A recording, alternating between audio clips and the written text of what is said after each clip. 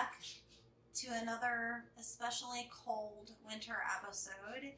We are freezing cold still in Chicago. We're talking wind chills of close to -40 to -50 degrees, and nobody here knows quite what to say about it anymore, except we need some kind of escape. So I'm here to help introduce you to some new cold weather wines. And the first one I'm finishing off is my pick of the day from Tilth out of California.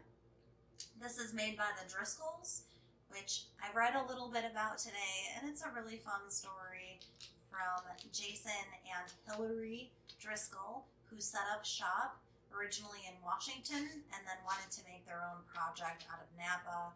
This one in particular is a California appellated, meaning fruit sourced from all over California, but seems like the majority is from Contra Costa as well as Lodi. This one is blended with about 20% Syrah and also the indigenous Valdegui, which is, as everyone knows, originally from Languedoc-Roussillon in that southwestern part of France. And in California, they called for a long time Gamay Noir. It's not Gamay, it's Valdegui from the southwestern part of France. Anyway, as Jason and Hillary put on their website, don't think too much about it, just enjoy it. And I totally agree. I really like this Zin from Tilth. Medium to full bodied, kind of peppery, great ripe fruit without being too jammy or over the top.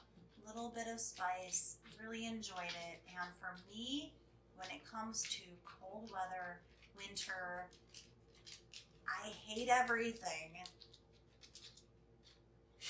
Kinds of wines. Zinfandel is really where it's at for me because it's just bold and bright and delicious. No doubt about it. So enjoy this. If you find Tilth, pick it up at your local wine superstore. A few other choices I put out here for you tonight just to think about for this cold stretch. I like wines from the southeastern part of Italy. In Puglia, that's the heel of the boot, right? This one in particular is Tormaresca. This is their house blend. I buy it for about $10 a bottle. This is Negro Amaro and Primitivo, aka Zinfandel, blended with some cab. I really like the Tormaresca Neprica. I probably will talk about it another time on this podcast because this is my pizza, pasta, burger wine. And for the price, bang for your buck, this is really delicious stuff. And I like the Italians. Come see-ish. Delicious, right? Bordeaux is a no-brainer for cold winter nights. This is Chateau Senejac. This is their 2015, which I think is delicious. Nice fruit, very well balanced. I found it a little bit green and herbaceous today, but I think the fruit is there. It just needs a little time to breathe. So be patient with it, and the Merlot-driven blend will really sing given the opportunity. But Senejac is my sleeper pick for 2016. This is all Medoc, meaning fruit from outside the most prestigious regions there in Pauillac and Saint Eustache, as everyone knows. Senejac, good stuff. I buy this for about $20 a bottle. Any wine from northwestern Italy made with Nebbiolo is a good pick for winter. That means by itself. It also means with traditional winter fare. Deep, dark stews. low braised meat, lamb shank, even richer like pastas and pizzas. This one I'm displaying is from Barolo, but its little sister version, Barbaresco, is a great choice too. Those are full-bodied powerhouse, spicy, like your little Italian great grandmother who sat you down in her kitchen and was like, "No, you're too skinny, eat cookie." That was Duncan. Come here, Dunk. He's cold too. It sucks for dogs. It just sucks. Anyway, moving on.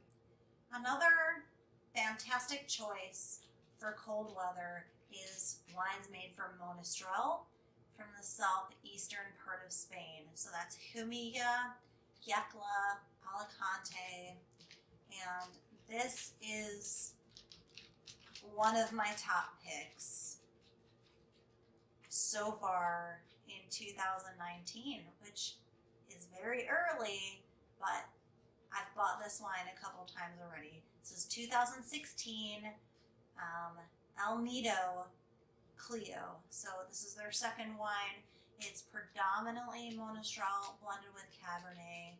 Their high-end wine is called El Nido, and that's a lot more cad and very robust and very cellar worthy. Absolutely phenomenal. But this one for about $45 is huge, very bold, a lot of baking spice, so like nutmeg and cinnamon, a little bit of allspice, clove, and then the fruit is just this big bomb of like smoky boysenberry filled with tannins and structure, and absolutely wonderful. 2016 El Nido Clio, pick it up. This stuff is the shit. Just trust me. And if you find anything this cold winter season that warms you up better than this bottle, let me know. Moving on, you guys know I'm a fortified wine hound. So this first thing today is 2005 Colheita Tawny Port from Newport, a really reputable port house. Colheita is vintage tawny port, which is super rare. Everybody knows tawny port is usually age specific. So on the label it says 10 years or 20 years, or if you're really lucky, 30 or 40 years. I'm not really lucky. I don't drink those. I usually can afford a 10-year tawny port. Doesn't mean it's been aged 10 years in the bottle. It means that's how old the Solera is, right? The system of aging in oak barrels. It's oxidative, so it gives the wine more caramelly and nutty nose. This is a little butterscotchy and more kind of dried fruit, a little bit of like candied cherry. Guys, I love tawny port. I can't help it.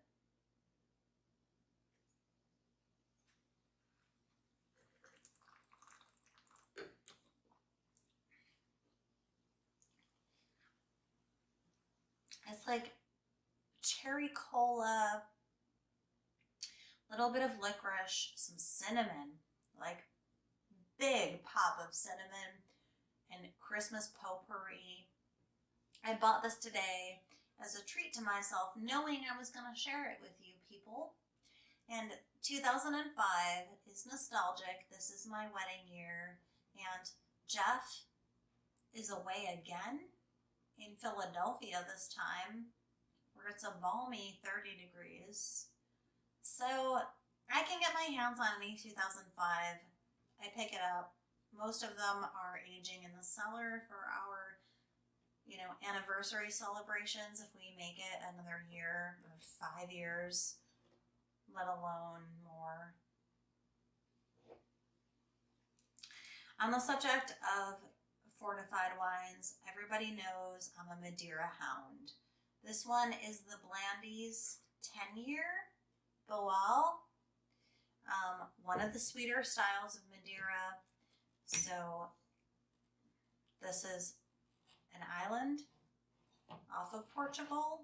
Madeira is the dessert wine that isn't port, and it is my jam. I love Madeira. I love all styles of it. I'm going to talk about it quite a bit every chance I get because nobody's listening, but you should be.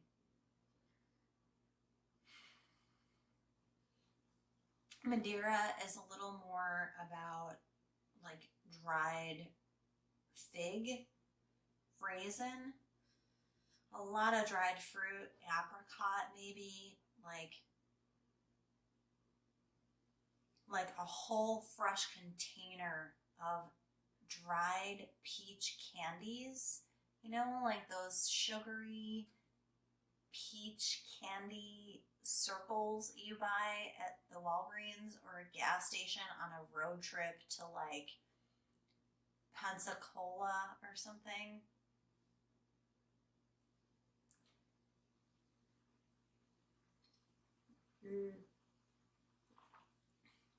Followed up with really, oh my gosh, really lovely walnut and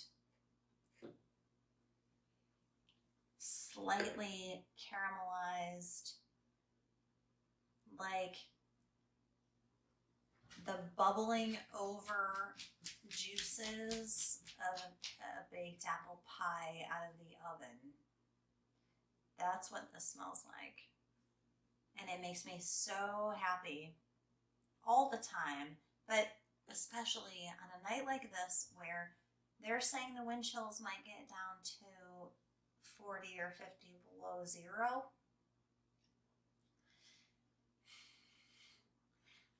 This is my cold weather lineup. It's way too late for me to go back out and collect more of anything, so I'm grateful to have all of these bottles on hand right now.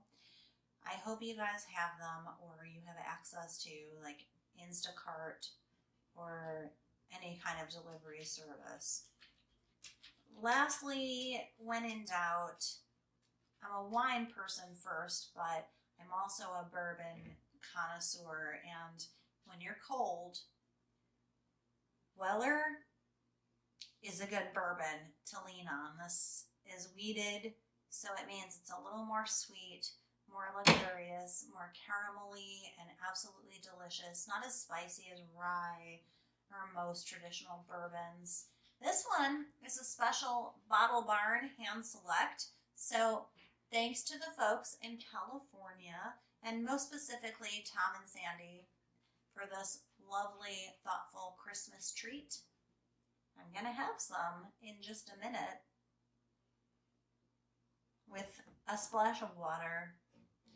Listen, it's cold outside.